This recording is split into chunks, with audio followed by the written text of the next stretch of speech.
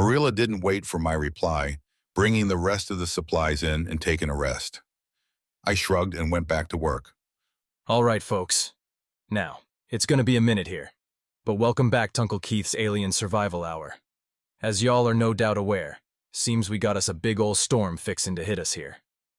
Now, of course, on Earth, this wouldn't be all that bad, since we get storms like this a bunch. Mosley, it's a bit boring for a few days, and we just go on about our lives. Here, though, we're gonna have to be taking it seriously. I grabbed supplies for the next bit. We've got the first shelter just about finished over here, and after the storm passes, we'll be using some of the clay to cover the outer walls, really get the sucker closed in. Why not now?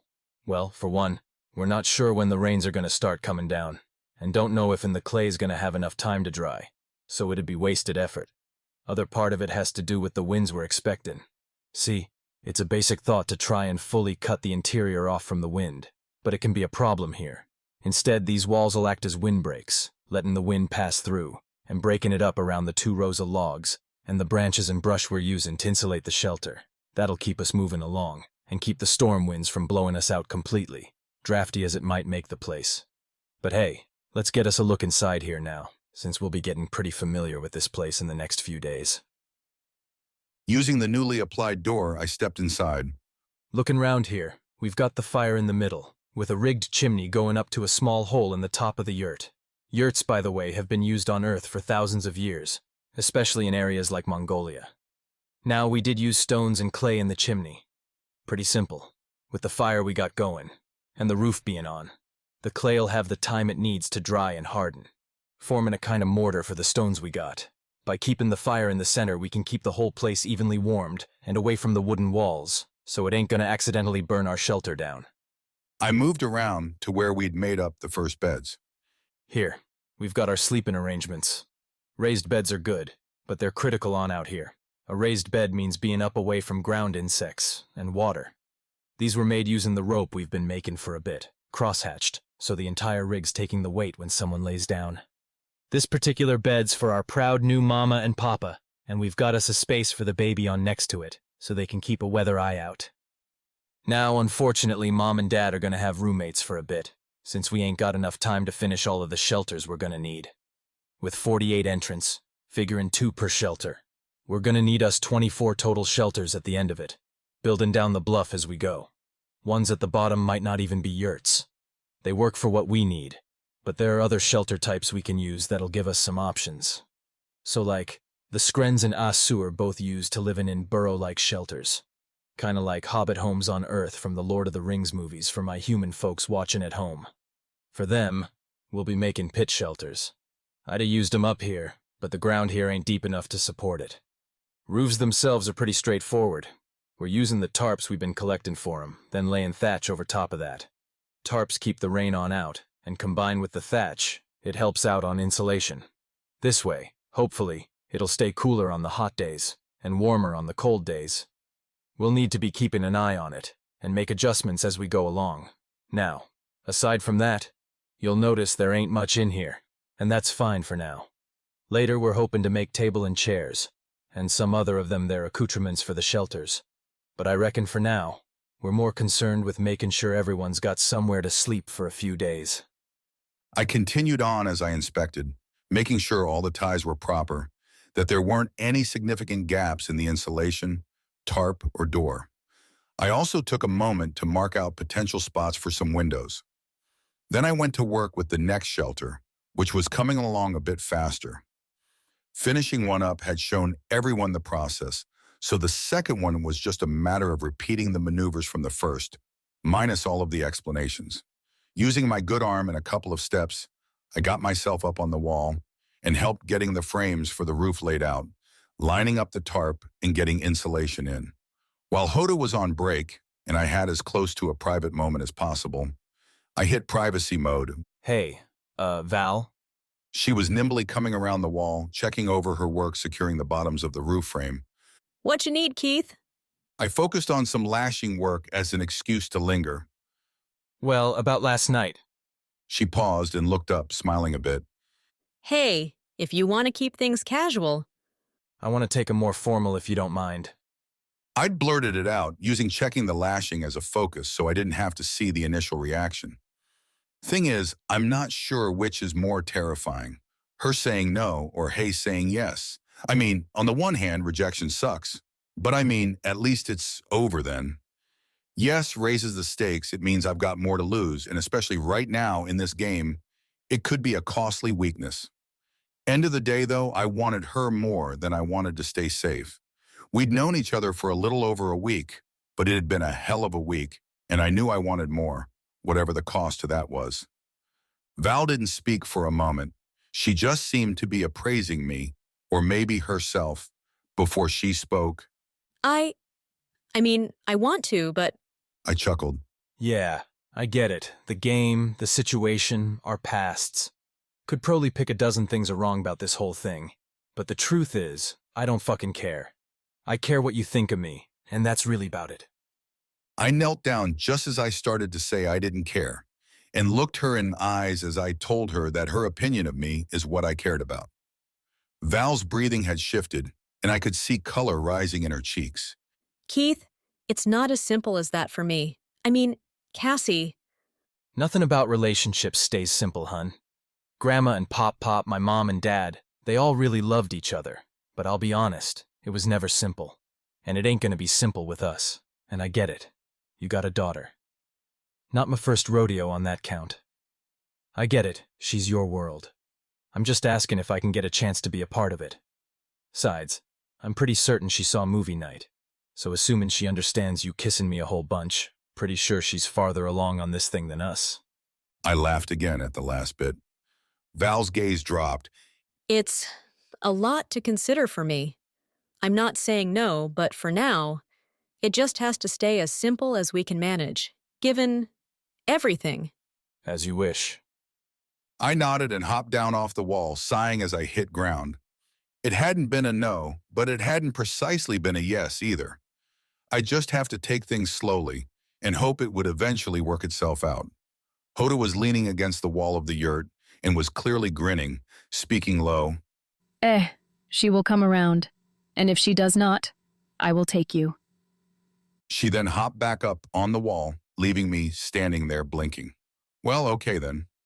I deactivated privacy mode and went back to work. I decided to check the river, and sure enough, our gill net was full of fish now, so I went ahead and wrapped the net around the lot, using it as its own kind of bag to haul floaters back up to camp. Not exactly comfortable on one arm, but I could manage. Coming back up into camp, I set about gutting and cleaning and cutting up the floaters, then putting them in the smoker to let that work. It was at capacity at this point, and if I had my count correct, we had more than enough to ride out the storm. I was finishing up and taking a much-deserved break when Hearth came over. We have people incoming. Their minds are a bit different. Hey guys, we got visitors. I'll take Marilla and Hearth with me. The three of us got together, heading down with some extra food and water to meet our newest guests. I saw them, the Hilgos, as we came down the switchback. They stood proudly, but I could see from a ways off that they looked thinner than when I'd first seen them on the beach. They were an avian species with looks reminiscent of a bald eagle, giving them a more austere look. While they didn't seem to possess wings, it was evident in the way their arms moved that they must have had them at some point in their evolution. It looked almost like the skin on a flying squirrel and might allow them some sort of limited glide ability. They looked extremely winded, despite likely just walking to get here, even if they had been pulling their equipment with them. It wasn't a good sign. As we got closer, I called out, Hi there! I'm Keith, this Marilla, and this is Hearth. Welcome to our little village. You guys carnivores, omnivores, or herbivores? We got you covered for food in any event. Hearth was clearly projecting my sentences to them, and as they caught up with my speech, the smaller, slighter one stepped forward, communicating in a series of whistles, squawks, and such until the words started to come through. Kestra, and this is my broodmate, Breakin. We will eat anything you're willing to give us, but we come with a warning. This storm is bigger than the Game Master said it was. We can feel the vibrations of it in the distance. I cocked my head to the side. Huh. So y'all can sense things like the electromagnetic spectrum, can you? That's certainly good for us. Have a seat. We'll get some food and water in you, then we'll take the walk up. Sitting on some stump where timber had been felled before, we had ourselves a late lunch, eating and drinking together, the Hillgoes eating like they'd never seen food before, or would again. So I'll take it that y'all are pretty hungry? The one identified as Braken responded emphatically, We haven't eaten in days now. At first, we fished the coast, but some predators in the water started attacking our lines and wrecked our nets. We tried hunting the interior, but we came across one of the big cats, and it was too much. We ended up having to flee up trees and hide from it. I nodded sagely as I ate some fish. Yeah, I had my own run-in with those things. Y'all did the right thing there. Our nets are still good. We've been fishing the river on the other side of the bluff and just brought in a major haul. We're smoking the fish now, so we should be good till the storm clears.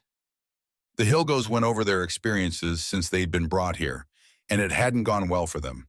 They'd started out near the coast, like several others, and it had to turn into a back and forth, competing for fishing spots, fresh water, basically everything. If it hadn't been for Val's speech about bringing everyone together, they were on the edge of either having to quit or be pulled out. Even now I saw signs of bleeding. Did you injure yourself? Brecken looked at this arm. Oh dear, it would seem so. It's fully covered by the suit, though. I almost went straight forward with first aid, then stopped. Bracken was right. I would have to remove the suit from his arm. Why? Because it was fully closed. But if it was fully encased, then where was the cut? Usually I would have pressed a button on the shoulder, getting rid of the suit layer, but instead I pulled the fabric out from his arm and cut it with a knife, careful not to cut open any further wounds.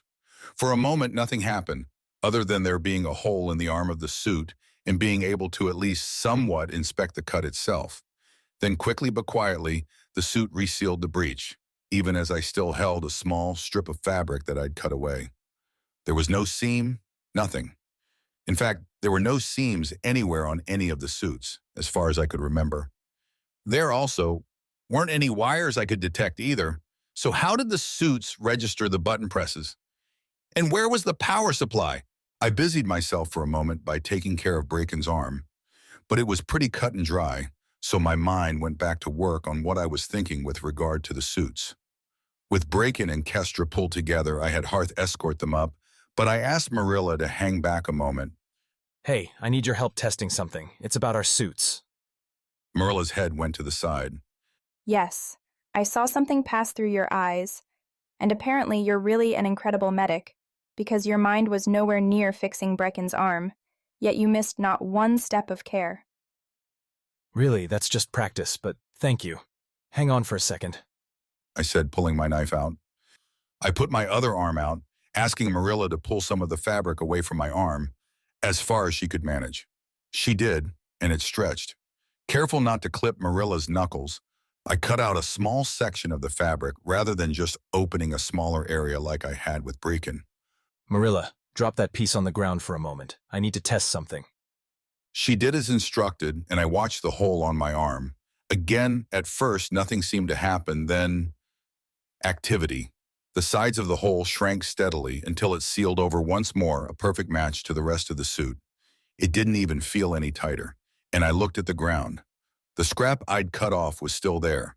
Both Marilla and I cursed, nearly simultaneously, myself saying, "Mother," and Marilla, I'll be damned.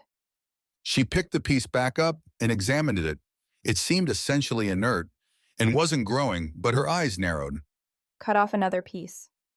I did as asked, and with the second piece cut out, the process occurred again, sealing the breach whole. Marilla, meanwhile, beamed. This is interesting. I mean, the suit seems to regenerate itself.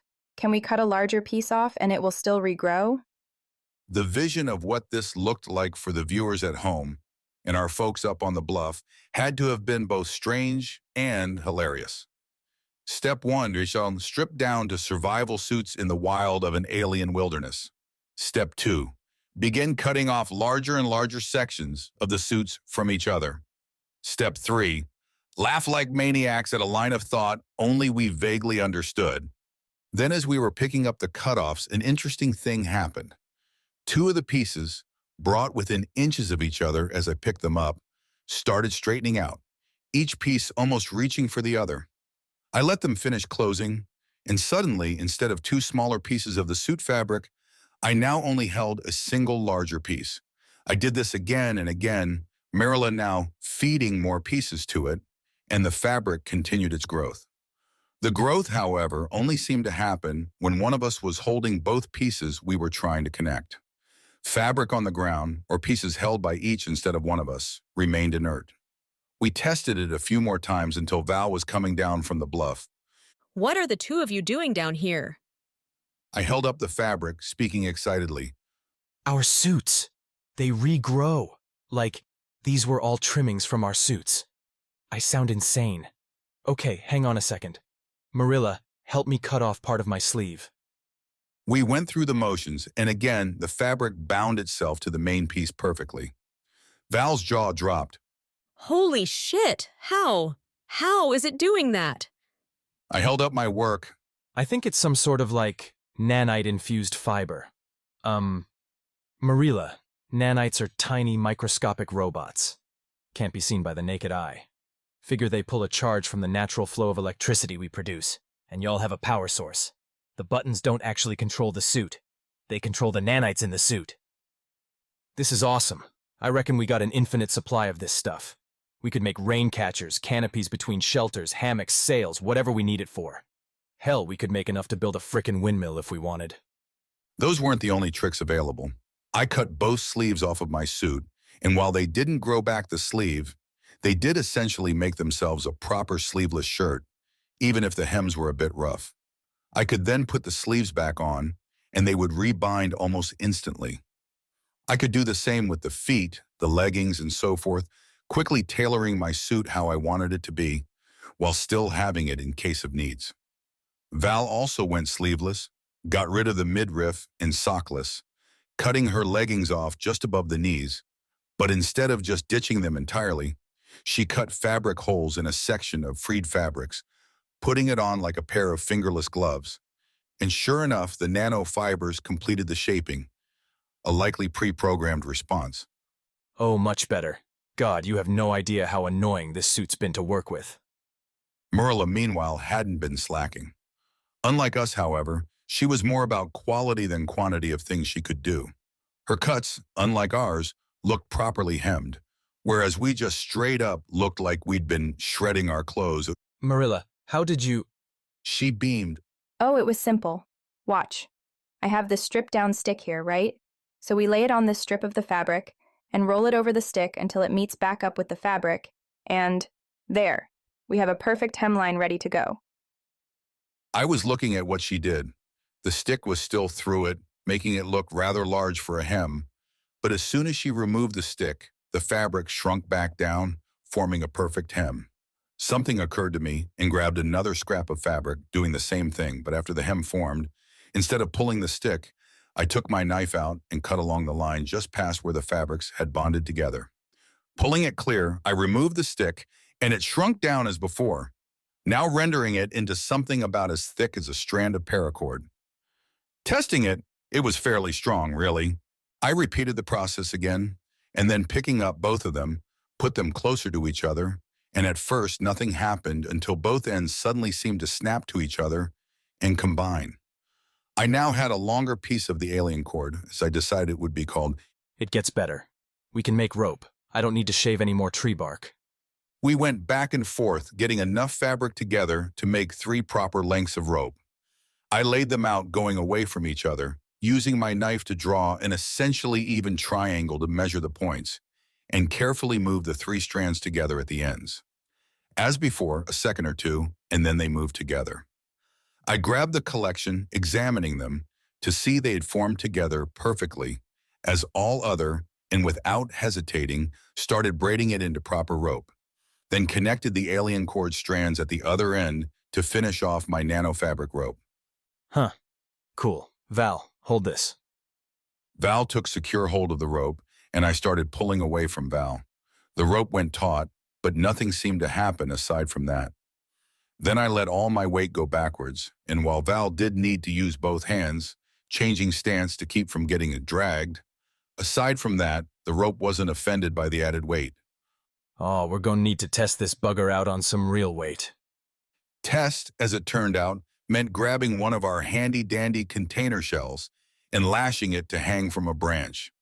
The container shell measured 24 inches across, 60 inches long, and 18 inches deep. From there, we just started dumping rocks and such into the container, checking and rechecking the fabric rope. It held taut, no frays, and finally, as we were just looking a bit more into the shell, there was a loud break and the shell hit the ground.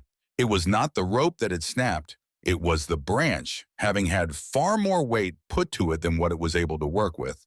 Well, hell, reckon that's as good a sign as any. I mean, some downsides to it, but great rope. Gotta be about a ton of rocks in there, and it was the branch that broke. Marilla startled a lit. How is nigh indestructible rope a bad thing? I looked over to Val, I believe you'd be more able to answer that one, hun. then went to sit for a moment on a nearby rock and have myself a short smoke. Val nodded and turned to Marilla. Okay, so yeah, an unbreakable rope is great in theory, but let's say we're climbing one of these mountains around us and I start falling. Of course, the rope catches me, but you're still tied off to my line, and the tie-offs start to pull away from the rock face. There are only two options. I cut the rope to save the rest of the climbers, or we all fall and die as the ropes rip out of the stone. A self-healing rope does nothing to stop the fall, but it'll just about prevent option one. So what's left? Marilla blinked and didn't meet Val's eyes. You would kill yourself? Val shook her head. Hey, it's not like I want to kill myself. She hazarded a look toward me a second, mouthing an apology, and turned when I shrugged with a smile. But in that sort of situation, where it's my life or all our lives, I'd like to think I would make the choice to spare the rest of you. Marilla considered for a moment. Your species is way too cavalier about dying, but thank you. I slung up. Well, as may be, but there's another issue. Tension. Ship's line on Earth is real strong, has to be. When I had to serve on one of the hospital ships, they had us watching a video regarding why not to be straddling line on the ship's deck. Under pressure, if the line on a ship breaks, it'll rip across the deck at the speed of a bullet, and enough to force to rip your leg clean off. It's got the strength and force to rip a guy like Tragan too. Strength's a trade-off, so we need to make sure we're not putting it to its proper limit. She nodded. Aye, ships I'm familiar with. Okay, but this still solves a ton of work for us. We have almost infinite fabric and strong rope to work with. This should let us tie everything we need down for the storm. I mean, it's not a watertight fabric, which would be better, but even as it is, we just got some pretty significant advances out of this. Wait. We both snapped to, looking to her. A realization had struck. Is this how humans advance? You get something trying to kill the lot of you, and you just screw around with an idea until it can save you all? Val and I looked at each other for a few moments before she shrugged and nodded, and I responded, I mean, it's a mite more complicated than that, but I reckon that's about on target. Hey everyone, hope you loved the video. Don't forget to give it a thumbs up and hit subscribe for more awesome sci-fi content. You can also support us by hitting the thanks button or becoming a channel member. Your generosity helps us bring you more stellar stories. Every bit counts. Thanks a bunch.